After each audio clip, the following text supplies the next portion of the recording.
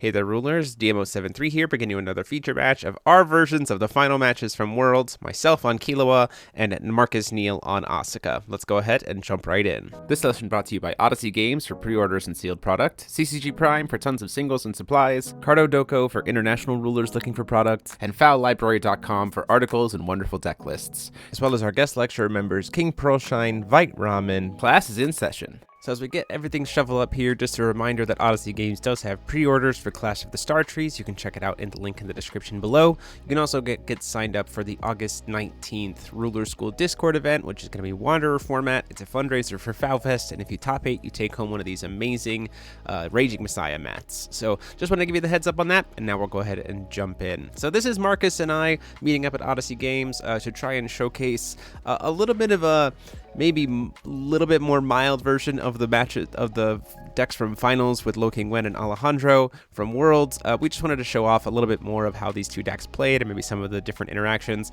kind of to see, like, if we run it back, would things be different? Right off the gate, you see that Marcus is using Wanderer's Castless's Cocoon for some additional draw power over something like the Eternal Archipelago, and so we'll just see how that plays out for him. Now, the big thing about this Killua list is that it is very sequence dependent. The fact that we have Divine Lightning is very, very good, but the fact that Marcus is starting with Wind Moon Child makes things tricky.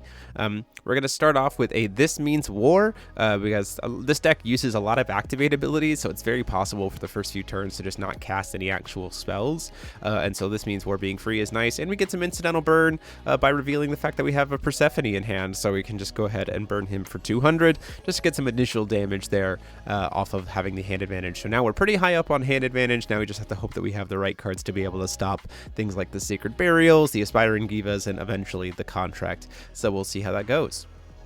At that point in time, we pass the turn. Down comes the Daji, mass-produced Queen. This is going to try to send the thing that this is going to try to send to grave is the Drywing, the dragon, so that can be part of the combo piece. We're going to go ahead and just hard slam a Garion just to stop that. Say, no, we don't want to see that happen. And then we're going to go to Marcus's turn, draw for turn. Marcus does have some hand advantage possibilities in the fact that he has Spirit Stone, which is a pretty good first stone. Down comes Knowledge Stone.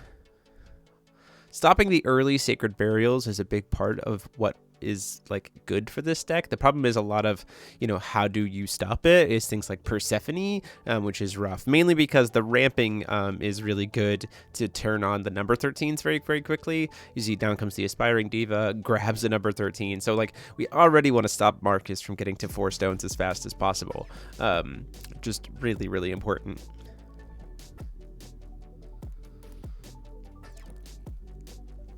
Sacred Burial, we're going to see a Persephone to put that Sacred Burial back in hand. Say, no, you can cast it next turn when you have a little bit more, take a turn back to do that. So we don't want to have to worry about that again until next turn. Any times that we can keep Marcus off having more stones than us, or just keep him further away from being able to turn on those number 13s is particularly huge. Especially since now that we're going into 3-stone turn, the Sacred Burial would then bring in another stone to play Recovered, so then suddenly Marcus is on 2 recovered stones going into our turn, as well as we know that there is a number 13 in that hand.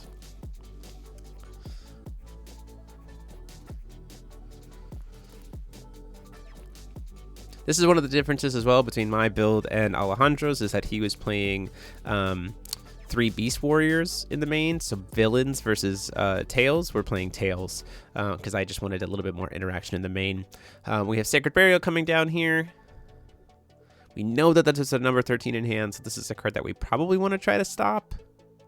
Ultimately, though, we are going to let it resolve. Gets to put the Aspiring Diva back in, gets to ramp a stone, gets to draw a card, and then gets to foresee. So now those number 13s only cost 1, which can be a problem here. That time we see a pass of the turn. Go ahead and filter to red. Use Grand Leon. The nice thing about this deck is that with number 13 is we do have a lot of activate abilities, so like cancels don't super matter outside of Lorite. So we can still put in a lot of pressure and keep our hand advantage huge because of these ice counters.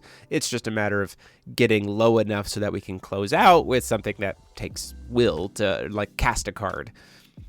And then we're going to go ahead and do a Killua here to try to draw a card, draw 2 cards here.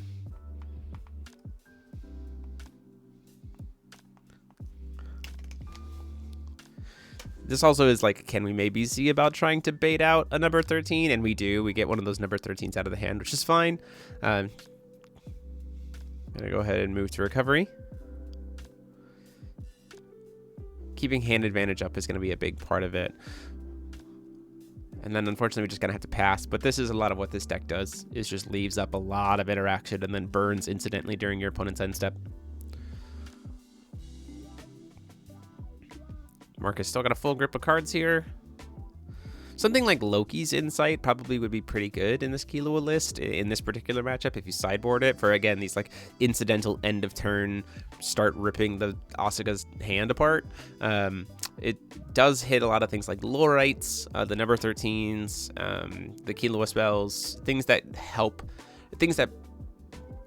win the counter war when we are going in to try to stop the contract elements. Another Sacred Burial coming down here. We do have a Daji in graveyard, so we can target it.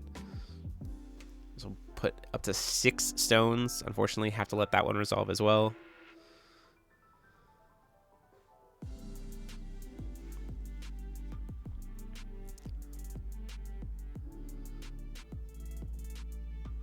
So overall, Marcus is 2 stones up. Has 4 available wills still to be able to play around.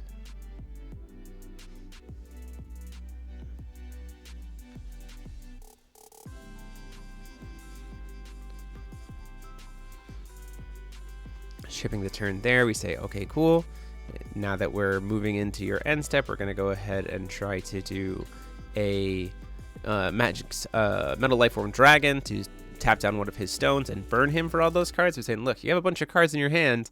Let's use activate abilities, which are really hard for you to stop unless you have exactly Lorite, and burn you for a lot of damage and help get things lower here.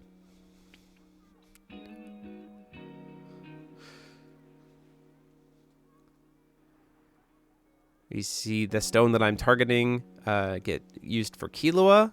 And I think this is one of my first misplays in here as I go, well, he's trying to dig. I really want this to resolve. I waste the Light Moon Child here, I believe, if I remember correctly, which I think is not what I should have done. I think, you know, if we're getting him to burn resources here just to stop some burn, that's fine. If he burns a Lorite here, I still get to, you know, have 2 of his stones be tapped down. I get to go into my turn. I made him burn 2 cards to answer my 1. I still have a lot of my other resources. But we go to do, I think we attempt to consider the idea of Light Moon Child, just to say, like, even if you do draw into something with the Killua, it's not going to help you any here. You're still going to take all that damage. We do go ahead. You see me really pondering that Light Moon Child.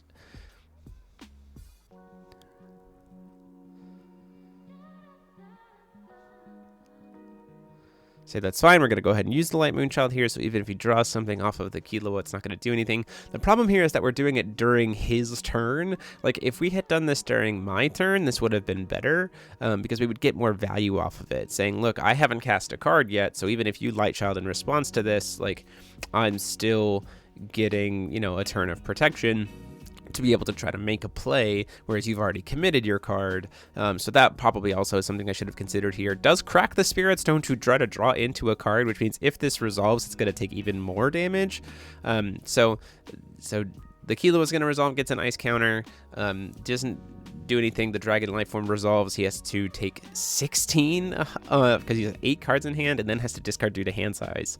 So then we'll go into my turn. So this is a very, like, with a Grand Leon, like, it's very easy at this point to be able to try to shoot through. Something to consider would be, like, if I had Chivalry's Tears here, that would be huge. Like, just pitch a Chivalry's Tears and do 800 more damage, take him down to, you know, a very, very manageable 800 life total is very, very doable for this deck, especially with, like, not caring about the cancels now that he's under Light Moon Child. Unfortunately, just didn't see it. The other thing that I could have done there is also cast, at the end of his turn, just cast the Rogue Spectator, like, had the floating will to cast the Rogue Spectator, just to have take him down to 12. So again, a little bit of a missed opportunity there. You see I have double Roamer in hand. hand, which would be really, really good, because if I swung here, then, you know, the second we go to draw for turn, or we could pitch the double roamer, and that's 8, you know, like, and then if he draws any other cards for the rest of the turn, like, that's the end of it. You know, there's a couple of real opportunities to try to burn out here, but ultimately we just have to pass the turn. So not pitching the Rogue Spectator was probably a mistake. We do see Phantasmal come down here at the end of the turn to try to get a stone into the other turn, knowing that we are going to have to keep that Magic Stone of Knowledge tapped down because of the dragon. I say that's fine. I do have the conflict here, which we can try to work on. Ultimately, we're just going to let that resolve.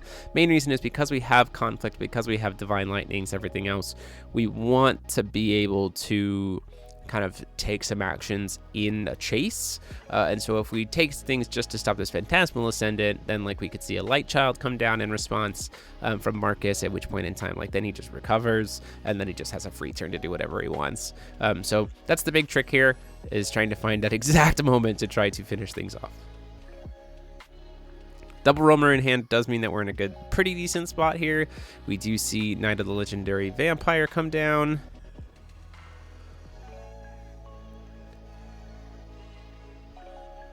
Proper sequencing here would probably be to go to try to use that Conflict of Memory of Worlds, or Conflict of Memory and Soul, to pitch some cards. Unfortunately, I don't have a lot of wind cards in hand at this point, so a little bit rough. We're going to go ahead and try to use Divine Lightning to try to make it so that he can't contract.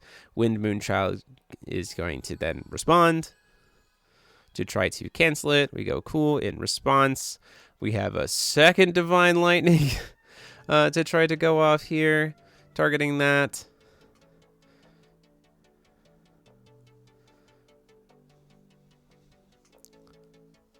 Marcus goes, how do I want to respond here? Does decide to go ahead and use his own White Child at this point in time. So now these are the only cards I can cast for the turn.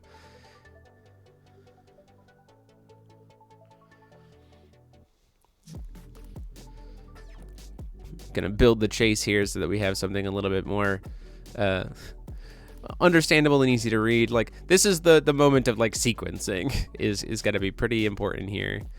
We let Light Child resolve. Divine Lightning is still attempting to resolve here. Can't cast any more cards for the turn, and we're kind of banking on not dying. We do see a Fairer spell come down to stop the Divine Lightning, so then the Wind Moonchild stops the second Divine Lightning. The contract gets to resolve, targets his own Phantasmal Ascendant, and this is the kind of moment where we see if there might be something for us to do here. So we do hit the Drywing, hit a Dark Alice as well, hit another contract. These are kind of like exactly what Marcus needed to hit, unless he had another contract in hand already. The Drywing is huge. Like, the fact that we milled off the top, if there hadn't been that Drywing, I think we would have been in a much better position, or we on the Killua side would have been in a much better position, because he would have just run out of will this turn. Could just choose to reanimate my Grand Leon. Metal Lifeform Dragon doesn't really do anything here.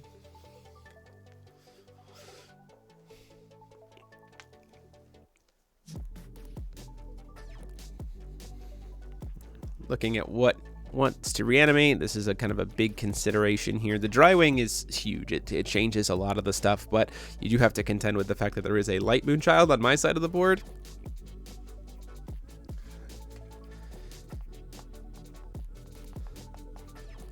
So I'll be able to stop one of the things that he's trying to reanimate.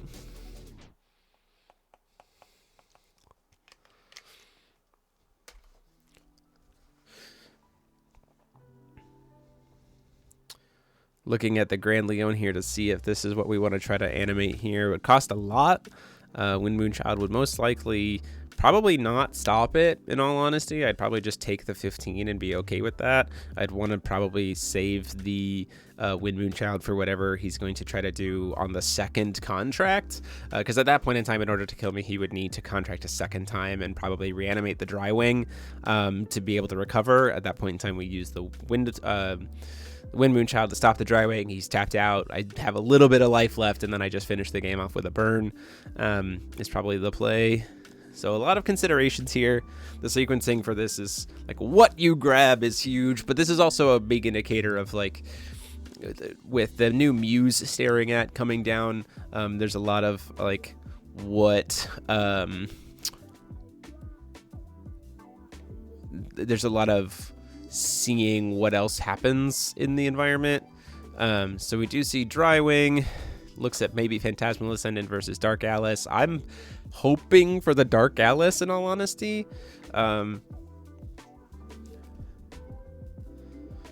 We say the enter effect is going to resolve. He's trying to decide how things are going to stack up in hand here. Does want the Phantasmal to go first. Just choosing the order of when everything's going to resolve.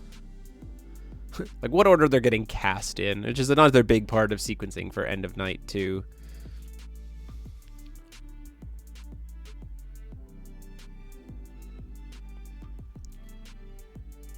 So first is going to be Phantasmal Ascendant, then is going to be, first is going to be Mamu.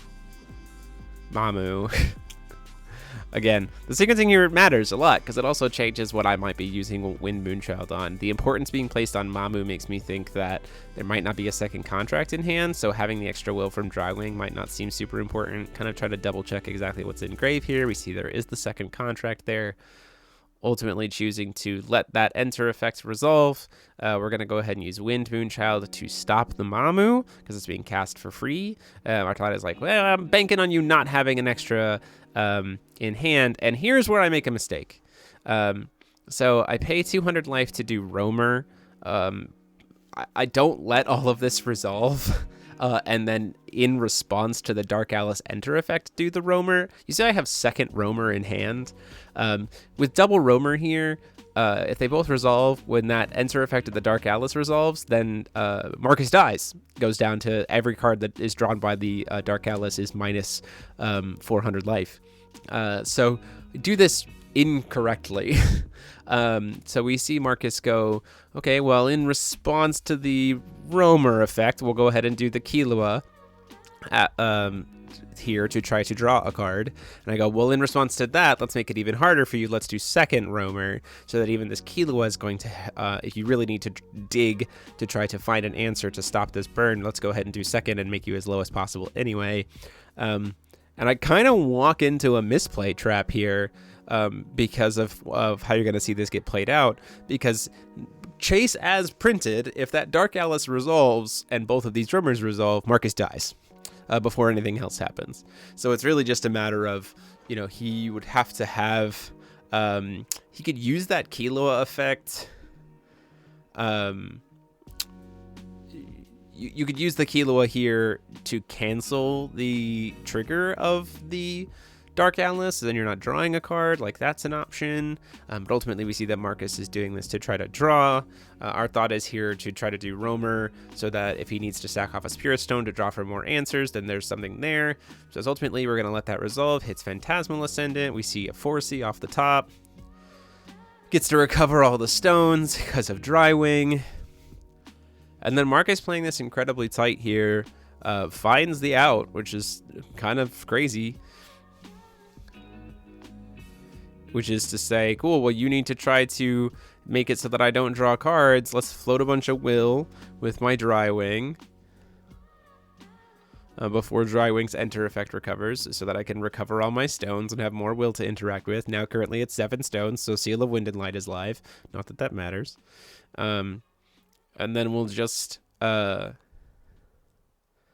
use Garion to cancel my own Dark Alice so that I don't draw any cards. And then at that point in time, if Marcus has a second contract in hand, which there you go, that is the lethal line, because now we can just contract loop. I'm fully tapped out. We can just keep reanimating the Grand Leon in my graveyard as part of the contract loop with 7 stones. And that is the lethal line for sure.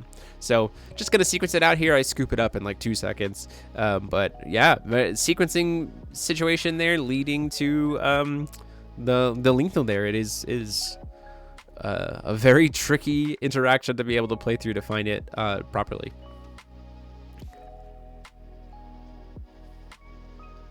Yeah. For those of you who don't know, the contract loop is you kill everything, and then the things that you're grabbing on the comeback are the Mamu to be able to grab back the other contract that's in grave and whatever you want to be able to reanimate. And so then you can just like keep cycling it infinitely. Usually if you get to 10 stones, it's Mamu plus Drywing plus Garion just infinitely to swing through for the lethal there. So ultimately just the Grand Leon being enough to just kind of close the game out there. Didn't need to do it infinitely, just needed to do it 3 times, and certainly had the will for it without the Drywing. So going into game 2 here, we're kind of jumping right into it. Already missed the first stone, but it was just, you know, call stone pass. We're going to throw a Grand Leon to burn for 6. We're trying to go a little bit quick here. Keeping the hand size advantage. The end of Marcus's turn, we hit that. We do This Means War. Like I said, we did not cast any cards yet. We just used the Grand Leon activate ability, so we're just going to draw 2 cards. Don't have any burn to be able to throw at him this time. Even if we did, we might just kind of hold back.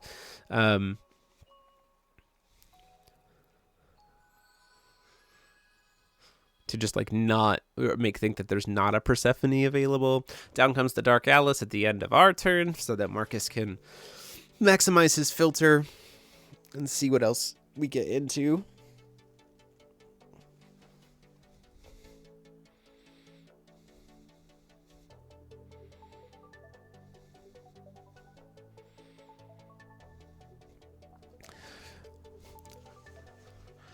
Pitches a Dark Alice, or pitches a Drywing, I think, and then also just gets rid of the Wanderer's Castle, because at this point in time it's not doing anything. It's drawn its card, that's all it needed to do. Aspiring Diva comes down. Gets to dig, and number 13 would be obviously the best grab to see off of the top of those 3. Marcus looking at the hand does indeed get another number 13.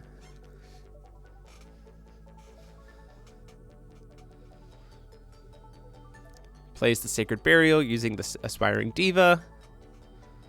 We do have some response here, which we probably should just go ahead and use. We do have double Persephone in hand there. You also see, I think we have Conflict. So the thought is like, maybe do we burn a Conflict here and try to get the Wind Moonchild out of the way? It's also a world where we go for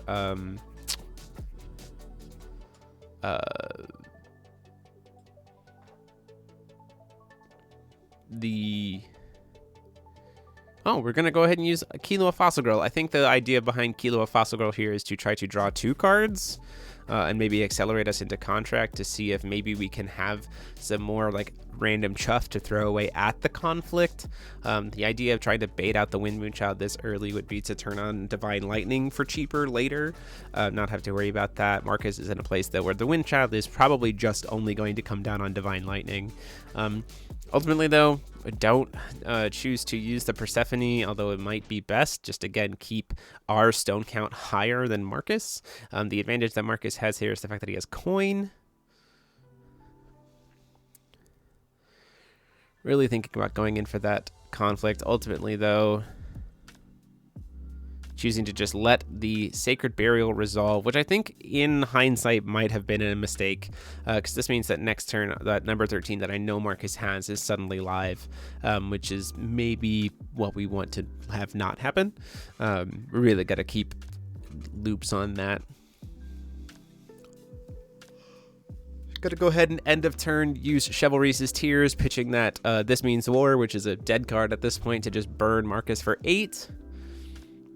Take him down to 26. Again, every point of damage matters in this matchup, especially with like Metal Lifeform Dragon. It's like 800 to 600, 800 is a very real spot for this deck to just have lethal in. Before discards at end of turn, we're going to go ahead and cast that Rogue Spectator by filtering red just to have another body on field. We're not going to miss out on that damage again this time. We're just going to try to go for it. Calling Stone, we hit a Mysterious Moon. The red-blue, just we have some blue for Metal Lifeform Dragon. And that's mainly because sometimes this deck does pivot to Darkness Moonchild over Wind Moonchild. Ultimately, though, because of that Dark Alice, we can't swing. It's just a body, and we don't want to waste any will during our turn and give the Asuka deck any freedom. So we're just going to go ahead and pass.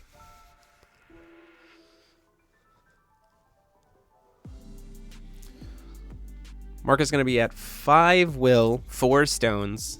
Number 13's officially live at being cheaper. This is a good spot to be. Another Sacred Burial wouldn't be ideal here because you don't want to have to put the Drywing back on the bottom of the deck.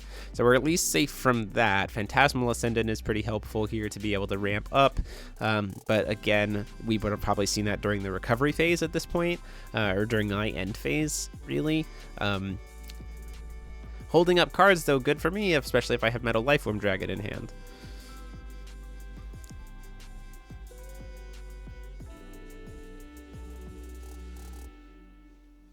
Goes to cast Contracts.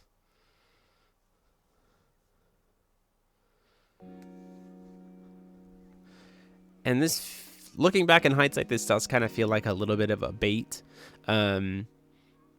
Because at this point in time, you know, it would put another Resonator in Grave Barrier, but there's not really much here. The biggest problem with, like, not just allowing this to resolve is the fact that there's a Drywing in Grave, right? That's the biggest problem, is that this will now, you know, if I let this happen, it lets the Drywing refund the entire will for the contract.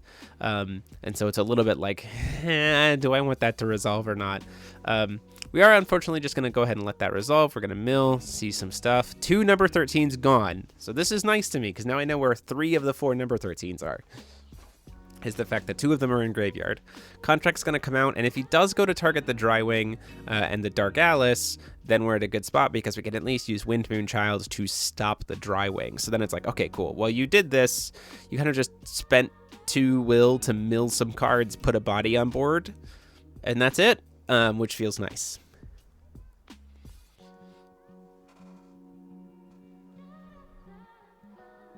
Targeting looks like Drywing and Dark Alice. Considering taking my Grand Leon, but he can't, doesn't have enough stones.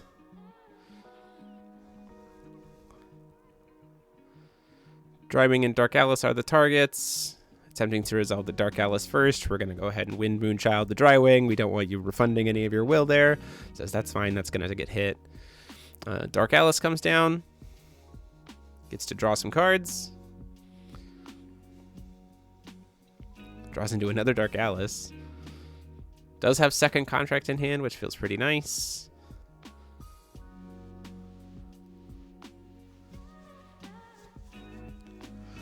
Pitches Mamu, so another piece of the like loop currently sitting in grave. I think part of the idea here too, to go ahead and go for contract even if you're not getting aggressive. We talked about this in the Worlds corner as well, is this protects your contract loop from Divine Lightning, because there's no moment where, now that End of Night is out, there's no moment where Divine Lightning can target the Asuka to make it so it can't contract. We see Metal Lifeform Dragon come down here, and there's a Lorite.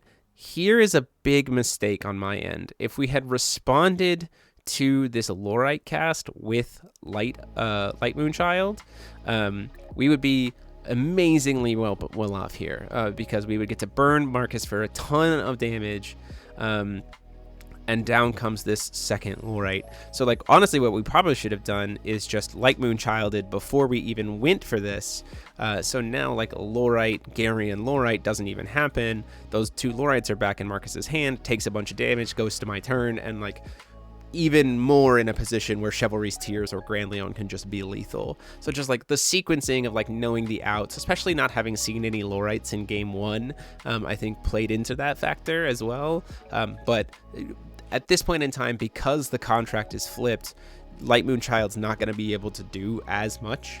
There's already like pressure established, and Marcus isn't in a position where he has to really rush me down to try to contract loop me at this point. He can just take his time and burn me out. So Light Moon Child would have kind of served his purpose, whereas especially again keeping those 2 Lorites in Marcus's hand, we would have been in a much better spot to just take a ton of damage. It probably would have been at least 1400, and so at that point in time Marcus is down to 12, and so double Grand Leon is just lethal. A second Metal Lifeform Dragon is lethal. Like there's so much that can be done there. ultimately just going to go ahead and pass the turn, but before draw on his turn, we're going to go ahead and do a Megiddo, Artificial Sun. This is a little bit of a misplay on my part as well. Light Moonchild, like opening myself up to being Light Moonchilded, but ultimately we're just trying to do 800 damage to the board and turn on a draw recycler for Killua. Also proactively at this point using Light Moonchild, which feels absolutely wrong. We joke all the time that, like, don't put Jeremy on a burn deck, whether it's that I can't do math or that I sequence things improperly. And then what did I do for this match? I put myself on a burn deck. There's like no reason to use Light Moonchild here proactively. I should always just at this point in time try to wait, especially since we're going for this, where we're using Megiddo to go ahead and burn off the end of night. And so then we have access to... So, like, there, exactly what I'm saying before. Like, Metal Lifeform Dragon would have just been lethal at that point, having the second one in hand. I think this is the reason why we did the Metal Lifeform Dragon. The Light Moonchild here was just to prevent Marcus from playing any cards, so that we have access to burning him for as much damage as possible, taking him down to 14. He's got because he had 6 cards in hand. And so then we are in a spot where we can probably burn out the game here.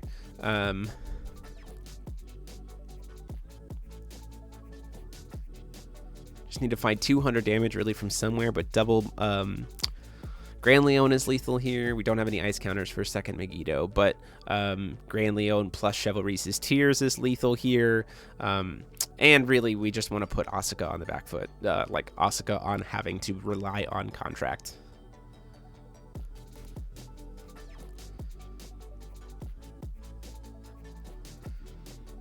Choosing to just pass turn, looks like.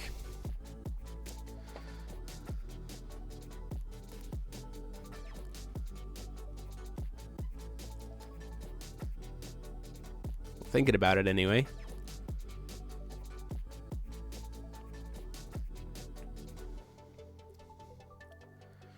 Really just trying to find our outs here so that contract, like, we're trying to kill Marcus before or in response to a contract is like the biggest thing to try to do.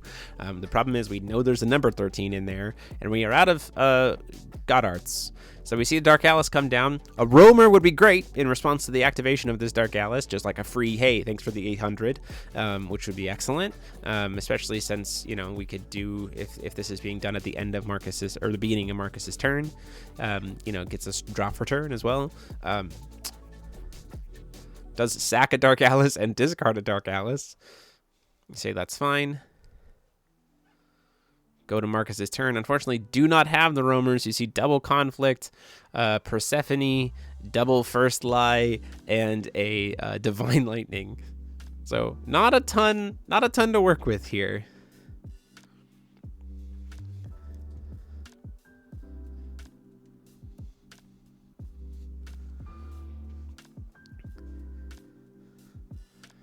Moving into main phase.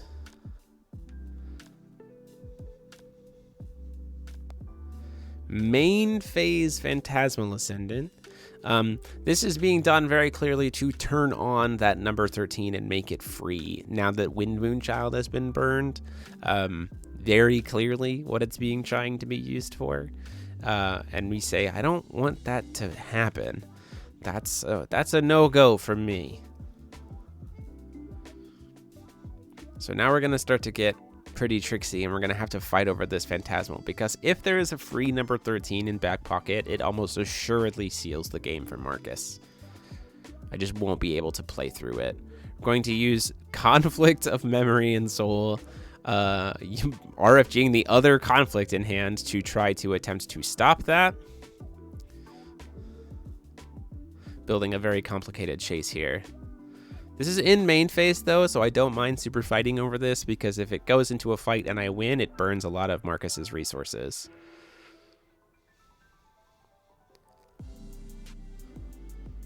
Marcus choosing to use Light Moonchild in response. Now we're going to get into a fight.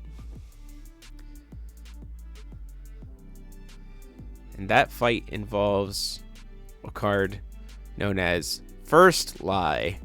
So the first lie is a card that is from way back in the day, and essentially what it boils down to is both players, if it resolves, choose a number in secret and then reveal that number. The player who chooses the highest number loses that much life times 100 and then draws a card. So I'm guaranteed to be able to try to win this here, and the reason is because I can just pick 8. And then Marcus cannot afford to pay 800 life. Just like the threat of being at 600 life with me having 3 will available is not a position he can afford to be in. Because if there's a Grand Leon, he's just dead. So if I choose 8 or more, I will pay that life, which doesn't matter. My life total is irrelevant in the sense that I'm either alive or dead if a contract loop happens. So paying 800 life to then draw 3 cards is helpful. Marcus says, let's run it back. Let's go ahead and get 300. Let's go ahead and get that damage in. So we are both going to write a number in secret. I write it down on my pad. Marcus use a dice. I choose 8. He chooses 1. I win. I go down to 3,200 and I draw 3 cards. And here's where we start to get into the Jeremy sequences weirdly again moment.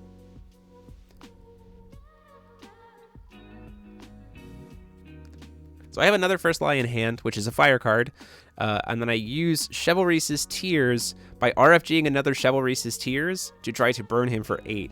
This is my mistake in this sequence. I should have used the second first lie to be able to hold up the other Chivalry's Tears because Marcus has to use Wind Moon Child to let this resolve. Like the Chivalry's Tears cannot put him at 8 or at 6. So Wind Moon Child is going to come down to try to cancel it. If I had a second Chivalry, if I kept the second Chivalry's Tears here, I have another fire card in hand. I could pitch the Chivalry's Tears again to try to burn him for 8 again, forcing him down to 6. That would force him to burn one of the number 13s, because at that point in time, then we can try to go for contract. We can try to use Divine Lightning to try to stop him from being able to contract. Down comes the number 13.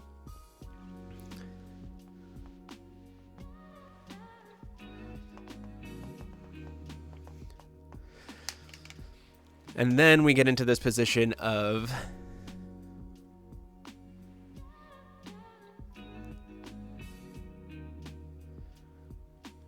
Marcus is almost out of cards.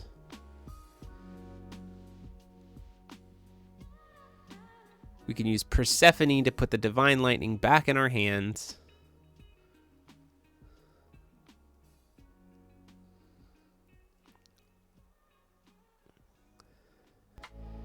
And then try to hard cast the Divine Lightning to try to stop the contract. At that point in time saying, look, you have to have exactly the 4th number 13 in your hand or this doesn't work. The Pharaoh spell is another option too, but I'm not imagining the deck plays a ton of Pharaoh spells. So really just trying to win the sequence here.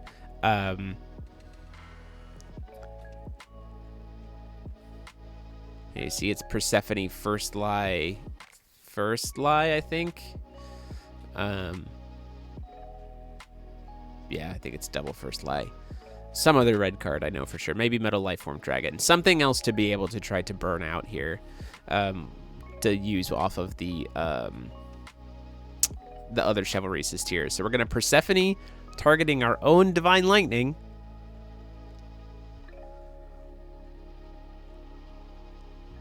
Marcus says, okay. So, well, does that resolve or not?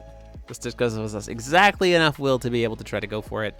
Divine Lightning comes back to hand. We pay the will. We recast the Divine Lightning, trying to make it so it can't contract. Marcus has the 4th number 13, and so at that point in time, we just have to say, unfortunate. Scoop it all up and see if maybe we draw into something cool here off of being able to burn with Megiddo, I guess. Phantasmal Ascendant does successfully get canceled. Conflict of Memory and Soul wasn't canceled, but Marcus will have exactly 2 stones left, but also has coin, and so provided he has contract in hand, that's all he needs to be able to go for the lethal.